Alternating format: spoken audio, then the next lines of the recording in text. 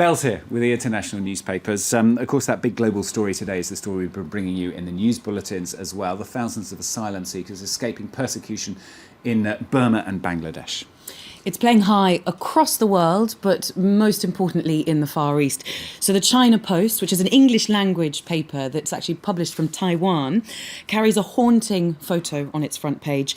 It calls it the picture of desperation. So it's a Rohingya migrant from Burma, photographed for identification purposes by the Indonesian police upon arrival there. This little boy's brother was attacked and killed by Bangladeshi migrants over a fight for food when they were aboard their boat. That's just before they were rescued by Indonesian fishermen. So that's just one example of the kinds of stories that are emerging from these so-called boat people as they arrive in Malaysia, in Indonesia and in the Philippines.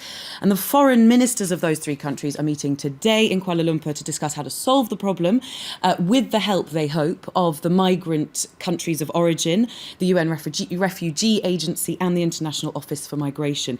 But Burma, of course, we know is so far reluctant to enter into talks next week on this. So the China Post continues with an article from Jakarta in Indonesia saying the Indonesian foreign minister says the country has already given too much help to boat people.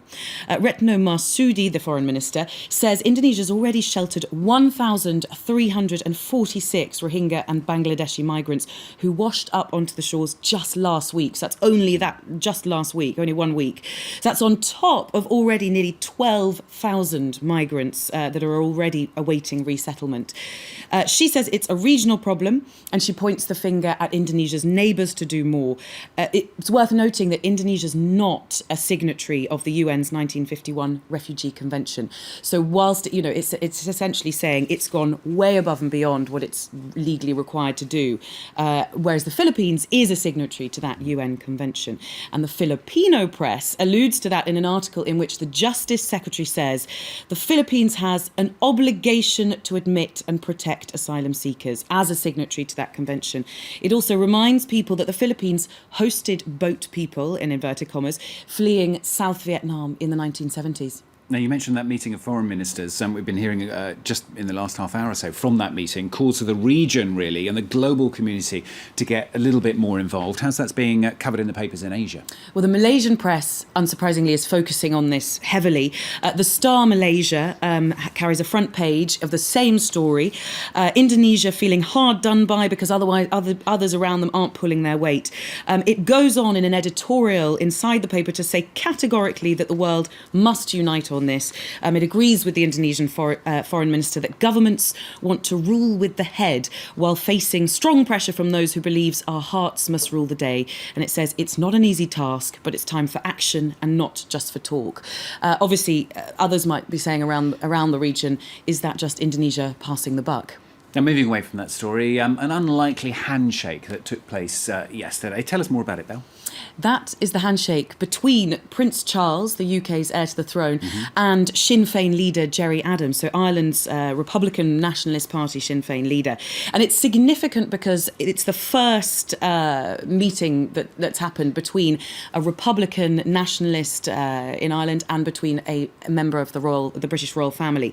It's not just being reported in the UK press, it's also being reported across the Atlantic in the US, where the International New York Times has an article saying, essentially, again, this is important because Gerry Adams' former comrades allege that he was on the IRA's ruling council when members of the IRA murdered the princes, or Prince Charles's great uncle, Lord Mountbatten, in 1979. So it was a small gesture, they say, and they're very poetic about it, but one with a historical resonance, and it's not easy to say which man had reached farther to make it. And finally, just when you thought that everything that had been said on Shakespeare had already been said, something new has been unearthed. What is it? It's a photo. It seems that our image of Shakespeare may be completely wrong. We obviously have this image of Shakespeare as the sort of round-faced bald man that you find in the first folio of his... With a beard. Exactly, the first folio of his works. Yeah. But a historian, Mark Griffiths, says he's found a picture of the bard on the title page of a botanical work. So there you go, you can see it now. He's handsome, surprisingly. He's laurel-wreathed and he's in a toga and he's holding an ear of corn in one hand. Now, the historian had to go through hundreds of sort of decoded coding to try and work out who this was, because the pictures of the time have all sorts of little symbols within the drawings that can give you a clue as to who these might be. And he has been trying to disprove that this is Shakespeare for the last 5 years. He enlisted the help of Edward Wilson, who's an emeritus fellow of Worcester College, Oxford, who was not able to disprove this, so says it's very likely to have been Shakespeare. And what's wonderful is that professor was my professor at university. Oh, really? Okay. Yeah. Okay. Well, there you go. Now we know more about it. We can trust him, you think? I think we can trust him. Okay. Edward Wilson's a sound fellow. Thanks, Val. Val Lupton there with the international papers.